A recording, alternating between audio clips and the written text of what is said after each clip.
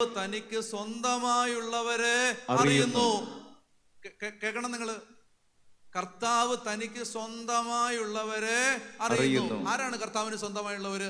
അപ്പൊ ഞാൻ ചെന്നിട്ട് പറയും, കർത്താവേ, ഞാൻ നിന്റെ നാമത്തില് സുവിശേഷം പ്രസംഗിച്ചിട്ടുണ്ട്, ഞാൻ നിന്റെ നാമത്തില് പിശാചുക്കളെ പാറ്റയും പഴുതാരെയും പുറത്താക്കിയിട്ടുണ്ട്, ഞാൻ നിന്റെ നാമത്തില് രോഗികളെ സുഖപ്പെടുത്തിയിട്ടുണ്ട്, ഞാൻ നിന്റെ നാമത്തില് ഇവാഞ്ചലൈസേഷൻ, ഞാൻ നിന്റെ നാമത്തിൽ ഇന്റർസെഷൻ ടീമിന്റെ ഭാഗമായിരുന്നു. കർത്താവ് എന്താ പറയാൻ പോണേ?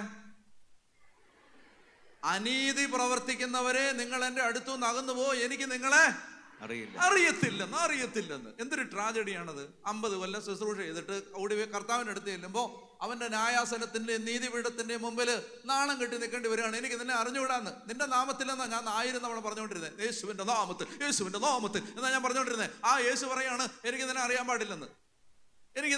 പാടില്ലെന്ന്. എന്നാൽ ഇവിടെ പറയാണ്, കർത്താവിനെ അറിയാം. ആരെ അറിയാം? തനിക്ക് സ്വന്തമായുള്ളവരെ അവനറിയാം. ആരാണ് അവന് സ്വന്തമായുള്ളവർ? അടുത്ത വാക്യം വായിച്ചേ.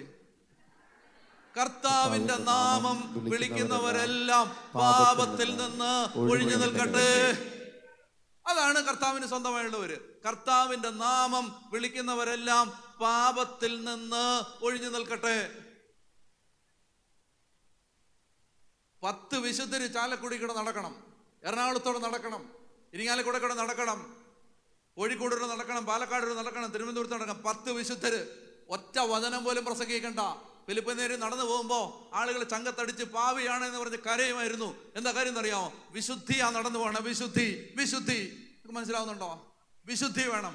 ഓരോ ദിവസവും ജീവിതത്തോട് യുദ്ധം ചെയ്യണം, പാപത്തോട് യുദ്ധം ചെയ്തിട്ട് പാപത്തിൽ നിന്ന് കയറി പാപത്തിന്റെ തലയെ ചവിട്ടി നിൽക്കുമ്പോ അവിടെ തീയിറങ്ങും.